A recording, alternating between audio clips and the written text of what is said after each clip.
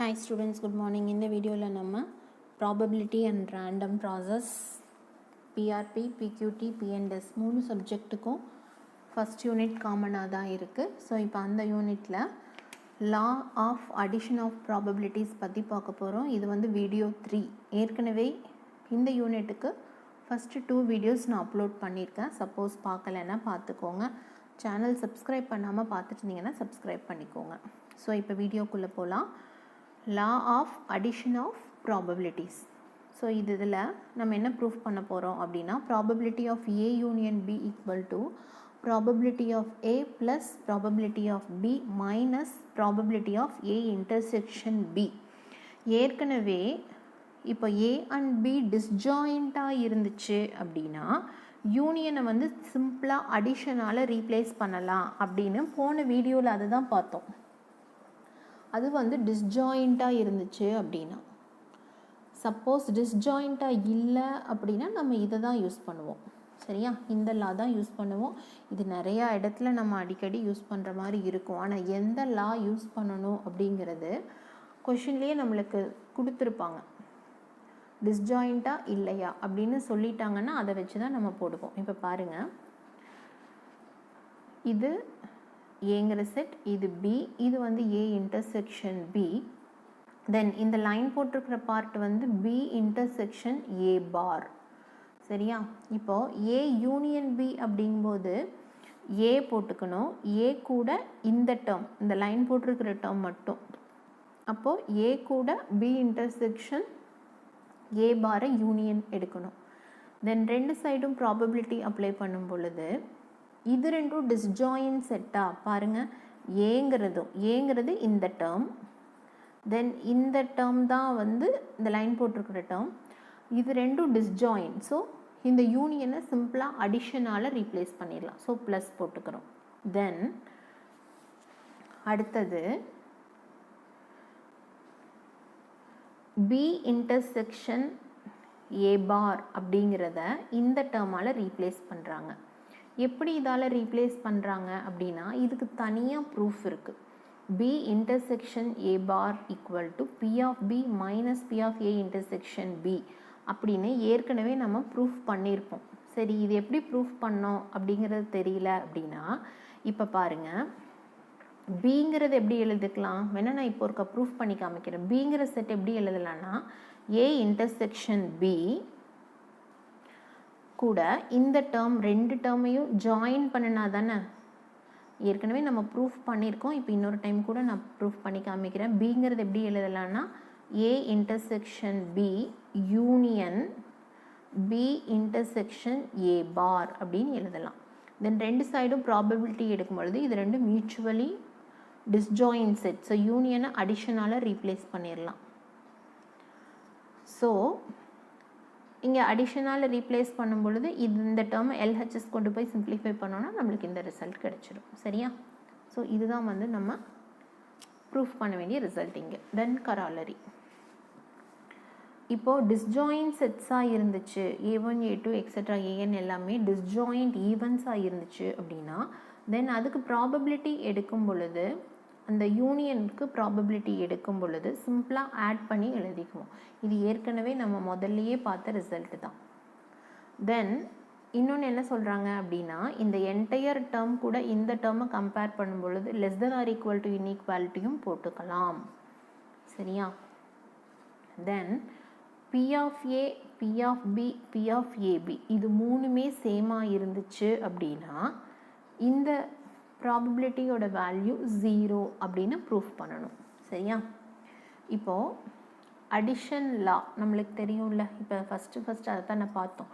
B of A union B equal to P of A plus P of B minus P of A intersection B. சரியா, then இந்த P of A intersection பியோட value தான் P of AB. Then ப்ராப்ளம்லேயே என்ன சொல்லியிருக்காங்க, P of A P of B ரெண்டும் ஈக்குவல்னு சொல்லியிருக்காங்க. இந்த டேர்முக்கும் ஈக்குவல்னு சொல்லியிருக்காங்க. ஸோ இது ரெண்டு டேர்மும் ஈக்குவல், இது கூட ஈக்குவல் அப்படிங்கும் பொழுது ஒரு அதாவது என்ன பண்ணலான்னா இதையும் பி ஆஃப் ஏபின்னு எழுதலாம், இதையும் பி ஆஃப் ஏபின்னு எழுதலாம். ஸோ இந்த ஒரு டேர்ம் இது கூட கேன்சல் ஆகி ரிமைனிங் பி ஆஃப் ஏபிங்கிற ஆன்சர் மட்டும் நம்மளுக்கு கிடைக்கும். தென் படத்தில் இருந்து இந்த படம் ஏன் போடுறோம் அப்படின்னா, இப்போ நம்மளுக்கு வந்து இந்த 2 டேர்ம்ஸ் வேணும். ஸோ அது ரிலேட் பண்ணி நம்ம ஏபி போட்டுக்கிறோம். ஏபி போட்டுட்டு இந்த டேர்ம் வந்து என்ன சொல்லலாம், ஏபி பார், இது ஏ பார் பி, இந்த நடுவில் இருக்கிறது ஏபி. சரியா? ஒன்னொன்றுக்கும் இடையில இன்டர்செக்ஷன் ஆப்ரேஷன் தான் இருக்குது. ஆனால் ப்ராப்ளம்லேயே என்ன சொல்லியிருக்காங்கன்னா, இன்டர்செக்ஷனை இங்கே மல்டிப்ளிகேஷனால் ரீப்ளேஸ் பண்ணியிருக்கோன்னு சொல்லியிருக்காங்க. அதனால் ஏ யூனியன் பிங்கிறது எப்படி சொல்லலாம், இந்த டேர்ம் அடிஷன் இந்த டேர்ம் அடிஷன் இந்த டேர்ம். அடிஷனுங்கிறது எதுக்காக சொல்கிறோன்னா யூனியனுக்கு பதிலாக தான் அடிஷன். சரியா? ஸோ 2 சைடும் ப்ராபபிலிட்டி எடுத்து அப்ளை பண்ணுறோம். ஸோ ப்ராபபிலிட்டி போடும் பொழுது இப்போது இந்த டேர்மையும் மட்டும் ஒரு சைடு வச்சுட்டு இதை வந்து இந்த சைடு கொண்டு போய்க்கோங்க. இப்படி கிடைக்குமா? Then probability of A union B அப்படிங்கிறது எப்படி எழுதலாம்னா ஏபின்னு எழுதலாம். ஸோ இந்த 2 டேர்ம், அதாவது ஏன் ஏபின்னு எழுதுகிறோன்னா இங்கே இப்போ தானே சொன்னோம் ப்ராபபிலிட்டி ஆஃப் ஏ யூனியன் பிங்கிறது பி ஆஃப் ஏபின்னு கிடச்சிது. ஸோ இதை கொண்டு வந்து இங்கே சப்ஸ்டியூட் பண்ணி ரெண்டையும் சிம்பிளிஃபை பண்ணும்போது ஈக்குவல் டு 0ன்னு கிடைக்குது. இதுதான் வந்து நம்ம ப்ரூஃப் பண்ண வேண்டிய ரிசல்ட். சரியா? இப்போ உங்களுக்கு மல்டிபிள் சாய்ஸ் கொஷின் தான் அடுத்த செம்முக்கும் கேட்பாங்களா அப்படிங்கிறத பற்றி இன்னும் எந்த சர்க்குலரும் வரல. அதனால் நீங்கள் சப்ஜெக்டை எலாபரேட்டாக ப்ரிப்பேர் பண்ணுங்கள். சப்போஸ் மல்டிபிள் சாய்ஸ்னு சொல்லிட்டாங்கன்னா நம்ம அதுக்கு தகுந்த மாதிரி ப்ரிப்பேர் பண்ணிக்கலாம். சரியா? If A and B are independent events, so independent ஈவெண்ட்ஸாக இருந்துச்சுன்னா ப்ராபபிலிட்டி ஆஃப் ஏபி அப்படிங்கிறது P of A into P of B அப்படின்னு எழுதிக்கலாம். சரியா? தென் அடுத்தது,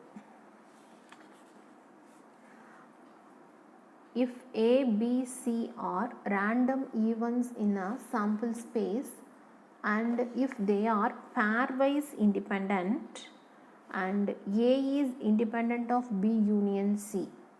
ஸோ pairwise independent சொல்லியிருக்காங்க, அது இல்லாமல் தனியாக A is independent of B union Cன்னு சொல்லியிருக்காங்க. நம்ம என்ன ப்ரூஃப் பண்ணணும் அப்படின்னா 3 தனித்தனியாக இண்டிபெண்ட்னு சொல்லணும். தனித்தனியாக இண்டிபெண்ட்னா என்ன சொல்லணும், இதுதான் ப்ரூஃப் பண்ணணும். P of A B C equal to P of A into P of B into P of சின்னு சொல்லணும். ஸோ என்னென்ன கொடுத்துருக்காங்க, பேர்வைஸ் இண்டிபெண்ட்டாங்க அப்படின்னு சொல்லியிருக்காங்க. பேர்வைஸ்னால் ஏபி பிசி சிஏ. ஸோ ஒன்றுக்கும் ப்ராபபிலிட்டி எடுக்கும்பொழுது 2ஆக பிரித்து எழுதிக்கலாம். தென் இன்னொரு டேர்ம் எக்ஸ்ட்ரா என்ன சொல்லியிருக்காங்கன்னா A is independent of B union C. So இந்த டேர்ம் இந்த இதையும் பிரித்து எழுதிக்கலாம். இது ஒன்றுக்கும் நம்பர்ஸ் கொடுத்துருங்க. சரியா?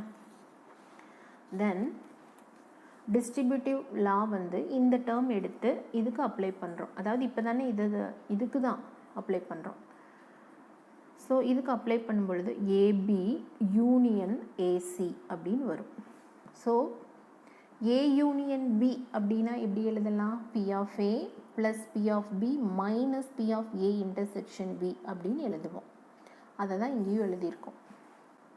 எழுதிட்டு இது ஒன்று பேர்வைஸ் இண்டிபெண்ட்னு சொல்லிட்டாங்க. ஸோ இது 2ஆக பிரிஞ்சுக்கும், இதுவும் 2ஆக பிரிஞ்சுக்கும்.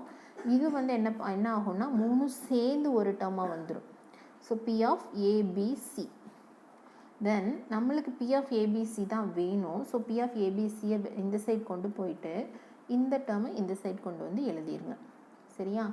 இப்போ பாருங்கள், இதில் பி ஆஃப் ஏ இருக்குது, இதுலேயும் பி ஆஃப் ஏ இருக்குது. இது 2ஆக பிரித்து எழுதலாம். அதை தான் எழுத போகிறோம். அடுத்த ஸ்டெப்பில் அதை 2ஆக பிரித்து எழுதிட்டு அப்புறம் பி ஆஃப் ஏவை வெளியே எடுத்துக்கலாம். ஸோ பாருங்கள், இங்கே பிரித்து எழுதிட்டோம். அடுத்து பி ஆஃப் ஏவை வெளியே எடுத்துக்கிறோம். வெளியே எடுத்துட்டு இந்த டேர்ம் கிடைக்குது. This is nothing but P of B intersection C. Then ஏற்கனவே பி இன்டர்செக்ஷன் சியோட வேல்யூ என்ன சொல்லிட்டாங்க, P of B into P of சின்னு சொல்லிட்டாங்க. ஸோ இதுலேருந்து என்ன சொல்லலாம்னா ஏபிசி 3மே வந்து மியூச்சுவலி இண்டிபெண்ட். சரியா? தென் அடுத்தது, இப்போது இதில் ப்ராப்ளம்ஸ் பார்த்திங்கன்னா ரொம்பவே இன்ட்ரெஸ்டிங்காக தான் இருக்கும். ஸோ பார்க்கலாம். First one, a person is known to hit the target in 3 out of 4 shots.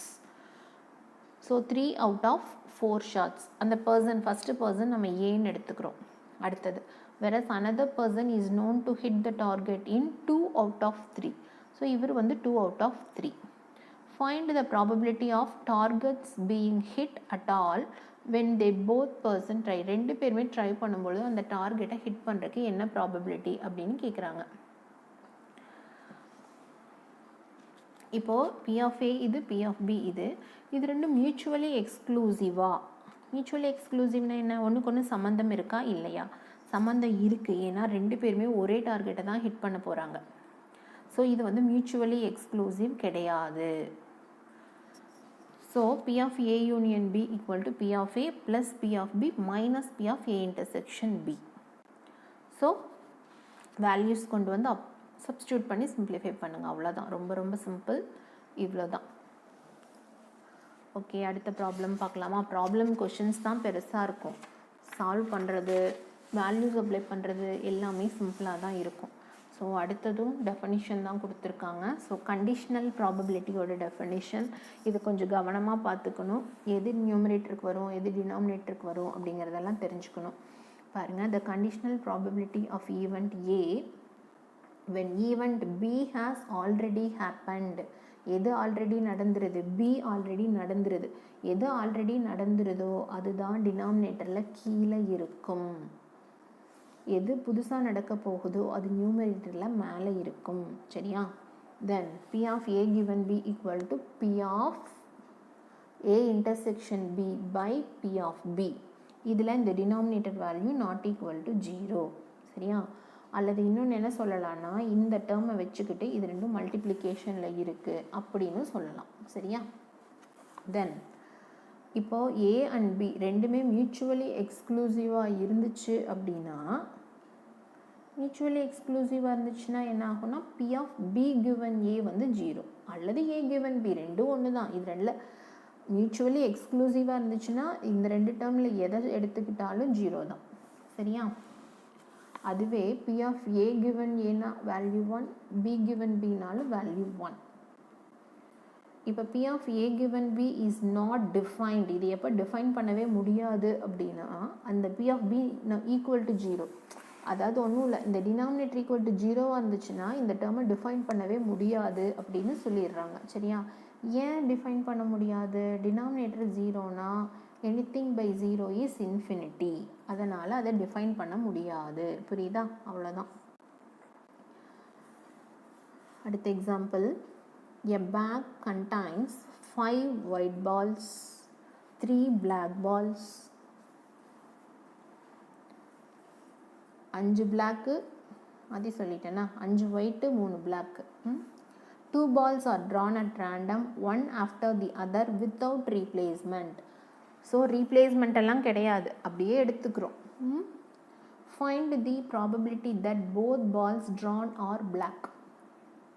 So first மொத்தம் எத்தனை பால்? 5 + 3 8 balls. So total 8 balls.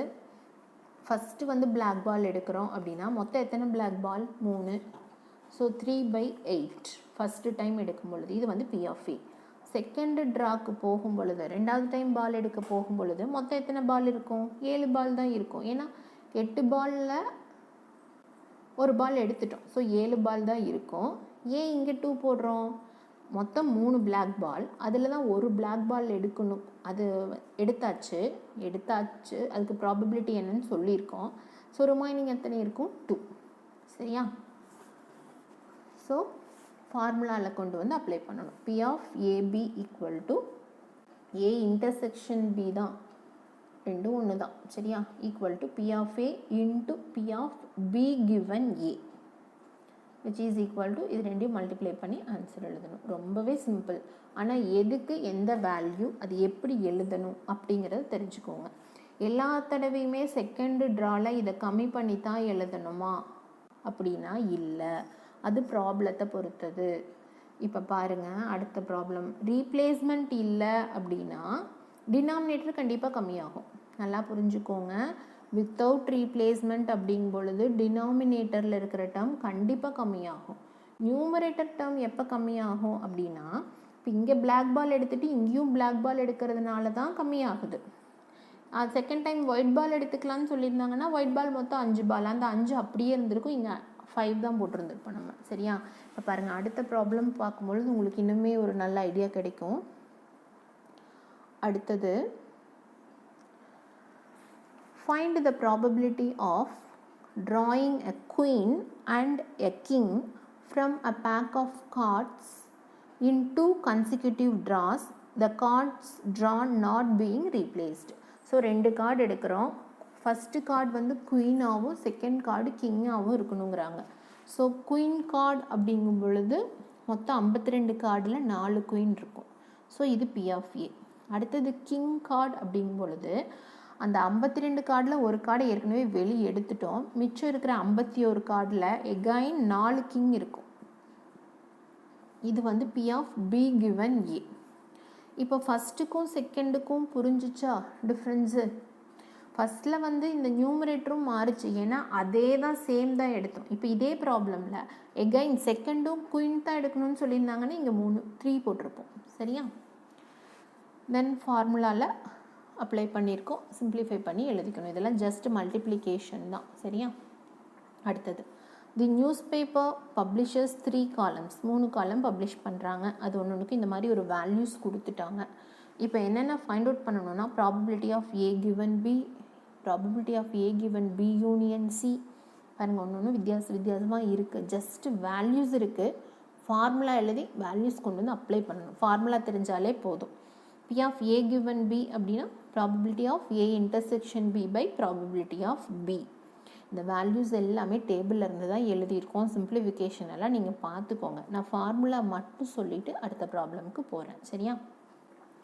Probability of A given B union C அப்படிங்கும் பொழுது இந்த B இருக்கிற இடத்துல இங்கே 2 டேர்ம் இருக்குது, அவ்வளோதான். ஸோ இந்த B இருக்கிற இடத்துல இங்கே B யூனியன் C வரும், டினாமினேட்டரில் B யூனியன் C வரும்.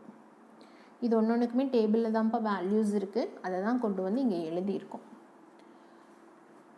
A intersection B union C அப்படிங்கும் பொழுது ஏக்கு தனியாக 0.4 அப்படின்னு வேல்யூ. தென் B யூனியன் C அப்படிங்கிற ஒரு டேர்ம் இல்லை. அப்போ என்ன பண்ணணும் அப்படின்னா, இதை வந்து இப்படியே எழுத முடியாது. இதை வந்து என்ன பண்ணியிருக்கணும்னு நான் ஒரு ஸ்டெப்பு எழுதாமல் விட்டுருக்கேன் போல். P of A intersection B union A intersection C. சரியா? அப்போது A இன்டர்செக்ஷன் B யோட வேல்யூ 0.08,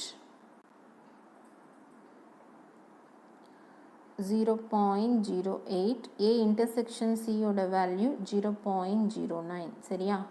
இங்கே பாருங்கள், இப்போது இதுக்கு வந்து இந்த மாதிரி பிரித்து எழுதலாம். பிரித்து எழுதிட்டு இந்த 2 வேல்யூ வரும். ஸோ இதை கொண்டு வந்து சப்ஸ்டியூட் பண்ணிக்கலாம். தென் டினாமினேட்டரில் இந்த டேர்ம் இருக்குது.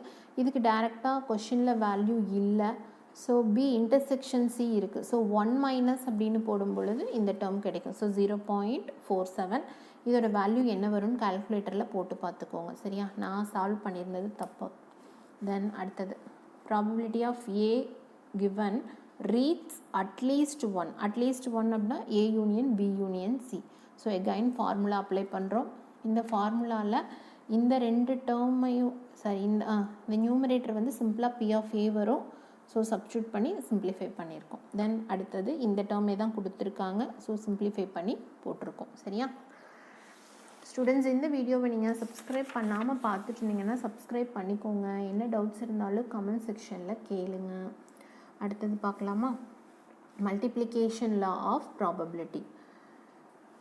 If A and B are 2 independent events, ரெண்டுமே இண்டிபெண்ட் ஈவெண்ட்டாக இருந்துச்சு அப்படின்னா probability of A intersection B அப்படிங்கிறத P of A into B of B அப்படின்னு எழுதிக்கலாம். சரியா? தென் அடுத்தது example. If A and B are mutually exclusive events and P of A union B not equal to 0 இருந்துச்சுன்னா நம்ம இந்த result proof பண்ணணும். So first என்ன கொடுத்துருக்காங்க? மியூச்சுவலி எக்ஸ்க்ளூசிவ்னு கொடுத்துருக்காங்க. ஸோ மியூச்சுவலி எக்ஸ்க்ளூசிவ் அப்படின்னா ரெண்டுக்கும் காமனான டேர்ம்ஸ் எதுவும் இல்லை. ஸோ இன்டர்செக்ஷன் எடுக்கும்பொழுது எம்டி செட் கிடைக்கும். Then P of A union Bங்கிறத P of A plus P of B அப்படின்னு எழுதிக்கலாம். நம்ம ப்ரூஃப் பண்ண வேண்டிய ரிசல்ட்டோட LHS எடுத்துக்கிறோம். ஸோ இதோட ஃபார்முலா இது A intersection A union B by A union B. தென் இதை வந்து உள்ளே அப்ளை பண்ணுறோம் டிஸ்ட்ரிபியூட்டிவ்ல. A intersection A union A intersection B. Then இந்த டேர்மோட சிம்பிளிஃபிகேஷன் P of A வரும். So P of A then இந்த P of A union B அப்படிங்கிறது எப்படி எழுதலாம்? P of A plus P of B அப்படின்னு எழுதலாம். இப்போ தானே கொடுத்துருக்காங்க தானே, இதுதான் நம்ம ப்ரூஃப் பண்ண வேண்டிய ரிசல்ட்டும். சரியா? தென் அடுத்தது P of A, P of B, P of A intersection B கொடுத்துட்டாங்க. நம்ம இந்த டேர்ம் ஃபைண்ட் அவுட் பண்ணணும். இந்த ரெண்டுக்கும் பார் இருக்கிறது வந்து ஏற்கனவே டிமார்கன்ஸ் லால இருக்குது. ஸோ டிமார்கன்ஸ் லா இது ரெண்டு சைடும் ப்ராபபிலிட்டி எடுக்கிறோம். தென் இந்த டேர்மை வந்து எப்படி எழுதலாம்னா 1 minus P of A intersection பின்னு எழுதலாம். ஸோ அதை சிம்பிளிஃபை பண்ணோம்னா இந்த ஆன்சர் கிடைக்கும். ஸோ ப்ராப்ளமில் இந்த டேர்மும் கொடுத்துருக்காங்க. பட் இதை நம்ம யூஸ் பண்ணவே இல்லை. டைரெக்டாக இந்த ஒரு ரிசல்ட்டை மட்டும் யூஸ் பண்ணியே இதை ஃபைண்ட் அவுட் பண்ணிடுறோம். சரியா? ஸோ இந்த மாதிரி தான் ப்ராப்ளம்ஸ் நிறையா இருக்குது இந்த யூனிட்டை பொறுத்த வரைக்கும். P of A, P of B, P of A intersection B எல்லாமே கொடுத்துட்டாங்க. P of A given B dash find out பண்ணணும். பி டேஷ்ங்கிறத பி பார்னு எழுதிக்கலாம். ஃபார்முலா எழுதுகிறோம். P of A intersection B bar by P of B bar. A intersection இந்த B பாரை remove பண்ணுறதுக்காக இந்த மாதிரி எழுதுகிறோம். P of A minus P of A intersection B அப்படின்னு எழுதுகிறோம். தென் இதை வந்து 1 மைனஸ் பி பார். தென் இதுக்கு ஏற்கனவே ப்ராப்ளமில் கொடுத்துருக்காங்க வேல்யூஸ், சிம்பிளாக அப்ளை பண்ணுறோம், அவ்வளோதான். அடுத்த ப்ராப்ளமும் அதே மாதிரி தான், இண்டிபெண்ட்னு சொல்லிட்டாங்க. ஸோ இண்டிபெண்ட் அப்படின்னா probability of A intersection B அப்படிங்கும் பொழுது சிம்பிளாக P of A into P of B, இந்த வேல்யூஸ் தான் ஏற்கனவே கொடுத்துட்டாங்க. ஸோ ரொம்பவே சிம்பிள். தென் அடுத்தது இப்போது ஏ அண்ட் பி ரெண்டுமே இண்டிபெண்ட் ஈவெண்ட்ஸ் அப்படின்னா ஏ பார் பி இண்டிபெண்ட் அப்படின்னு ப்ரூஃப் பண்ணணும். அதே மாதிரி ஏ பார்க்கு பதிலாக பி பார், இல்லை ரெண்டுக்குமே பார் போட்டாலும் இண்டிபெண்ட். இது மூணுக்குமே தனித்தனியாக ப்ரூஃப் இருக்குது. நான் வந்து ஃபஸ்ட்டு பார்ட் மட்டும் ப்ரூஃப் பண்ணியிருக்கேன். ரிமைனிங் இதே மாதிரி தான் வரும். ஸோ இப்போ ரெண்டும் இண்டிபெண்ட் ஈவெண்ட்ஸுங்கிறதுனால இதை இந்த மாதிரி பிரித்து எழுதிக்கலாம். தென் அடுத்தது பி அப்படிங்கிறத இந்த மாதிரி எழுதிக்கலாம். A intersection B union A bar intersection B. ஏற்கனவே இதுக்கெல்லாம் டயக்ராம் போட்டு எக்ஸ்பிளைன் பண்ணியிருக்கேன். தென் ரெண்டு பக்கம் ப்ராபபிலிட்டி எடுக்கும் பொழுது நம்ம என்ன எடுத்துக்கிறோம். தென் நம்ம என்ன ப்ரூஃப் பண்ணணும்? ஏ பார் பி. ஸோ இதை வந்து இந்த சைட் கொண்டு போயிருங்க. ரிமைனிங் இந்த சைட் கொண்டு வந்துட்டு பி ஆஃப் ஏ இன்டர்செக்ஷன் பின்னு வரும்பொழுது P of A into P of பின்னு எழுதலாம். தென் ரெண்டுலேயும் பி ஆஃப் பி காமனாக வெளியே எடுத்துட்டோம்னா 1 minus P of A. 1 minus P of A is nothing but P of A bar. So இதுலேருந்து என்ன சொல்லலாம்னா A bar and B are independent. இதே மாதிரி தான் அடுத்த ரெண்டு பார்ட்டும் ப்ரூஃப் பண்ணணும். அந்த ப்ரூஃபெல்லாம் நீங்களே கொஞ்சம் ட்ரை பண்ணிக்கோங்க. சரியா? இப்போ அடுத்த ப்ராப்ளம் பார்க்கலாம். 2 persons A and B appear in an interview for 2 vacancies for the same post. இப்போ ஏவை செலக்ட் பண்ணுறதுக்கு சான்ஸ் 1/7, அதே மாதிரி பியை செலக்ட் பண்ணுறதுக்கு 1/5. இப்போ நம்ம என்னென்ன ப்ராபபிலிட்டி ஃபைண்ட் அவுட் பண்ணணும்? Both of them will be selected. ரெண்டு பேருமே செலக்ட் ஆகணும். இல்லை none of them will be selected. So first probability of A என்ன, பி என்ன செலக்ட் பண்ணுறதுக்கு கொடுத்துட்டாங்க, எழுதிட்டோம். தென் போத் ஆர் செலக்டட் அப்படின்னா P of A into P of B, அவ்வளோதான். None are selected. ஸோ ரெண்டு பேருமே செலக்ட் ஆகலைன்னா ஒன்னொன்றுக்கும் பார், அவ்வளோதான். ஸோ ஒன்னொன்றுக்கு பார் அப்படிங்கும் பொழுது பி ஆஃப் ஏ ஹோல் பார்ங்கும் பொழுது 1 மைனஸ் பி ஆஃப் ஏ. அதே மாதிரி இது 1 minus P of B. Values கொண்டு வந்து சப்ஸ்டியூட் பண்ணி சிம்பிளிஃபை பண்ணுறோம், அவ்வளோதான். தென் அடுத்த எக்ஸாம்பிள், ஒரு காயினை 3 டைம் டாஸ் பண்ணுறாங்க. What is the chance of getting? எல்லாமே ஹெட்டாக கிடைக்கணும்.